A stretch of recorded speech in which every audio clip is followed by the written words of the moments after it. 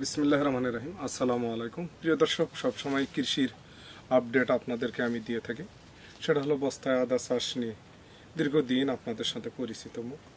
এই সময় প্রচণ্ড তাপ এবং অতি বৃষ্টির কারণে আপনাদেরকে আসলে আদায় কী সমস্যা হতে পারে এটাই আপনাদেরকে আমি জানার জন্য আজকে আসলে ক্যামেরার সামনে দাঁড়াইছি। এখন কিন্তু প্রচুর পরিমাণ বৃষ্টি হচ্ছে, এই বৃষ্টিতেই কিন্তু আদা শেষ হয়ে যায়। আপনারা হয়তো মনে করবেন আমরা ওই যে আবহাওয়া ভালো হবে তখনও স্প্রে করে দেবো। কালকে আমরা স্প্রে দিয়েছি, সঙ্গে সঙ্গে কিন্তু আসলে বৃষ্টি হয়ে গেছে। আবার কিন্তু অলরেডি স্প্রের জন্য টিশিনগুলো আমরা এখানে নিয়ে আসলাম, আবার দিতে হবে। কারণ কৃষিটা এত জটিল এবং কঠিন হয়ে গেছে যে আসলে প্রাকৃতির উপর নির্ভরশীল কৃষি। এই প্রাকৃতি যদি সামনেবার আদা চাষ করছি এত হয়রানি প্রেশানি হতে হয় নাই, কারণ সামনেবার আবহাওয়াটা সহনশীলতা ছিল। কিন্তু এই বছর এত আবহাওয়া খারাপ, যখন বৃষ্টি হয় অনাবরত বৃষ্টি হয়, যখন আসলে রৌদ্র হয়, তাপমাত্রা এবার 42-45 পর্যন্ত কয়েকদিন গেছে, যেটা আসলে রেকর্ড ছড়ে গেছিলো, যেটা আসলে কোনো কৃষির পক্ষে সহনশীল নয়। বিশেষ করে আদা একটা গরম জাতীয় মশলা জাতীয় ফসল, যেটাকে আসলে অধিক পরিমাণ গরমও সহ্য করতে পারে না, প্রচুর পরিমাণ বৃষ্টিও সহ্য করতে পারে না। এ থেকে বাঁচার জন্যে আসলে ছায়াযুক্ত জায়গাতে আমরা আদাগুলো চাষ করি।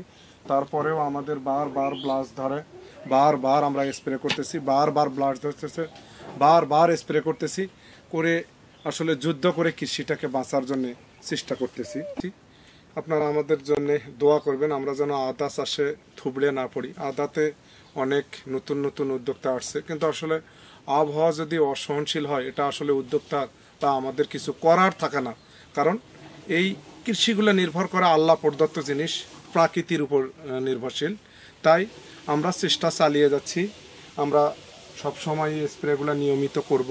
এবং যাদের পানি আসলে জলাবদ্ধতার সমস্যা আছে, তারা সবসময় শুষ্ক করার চেষ্টা করবেন যাতে পানি নিষ্কাশন হয়। এগুলাই আমরা আসলে আপনাদেরকে সবসময় ডিরেকশন দিয়ে থাকি, যাতে করে আদাতে ব্লাস্ট যদি আসে, আদার কিন্তু যেটা মেইন সমস্যা সেটা হলো এই ব্লাস্ট বা পচন। এই পচন যদি ধরে তা আপনার আদার আসলে সবই শেষ। এটা থেকে বাঁচার জন্যে আপনারা স্প্রে করেন, তা না হলে কিন্তু আপনারা আদাকে টিকাতে পারবেন না।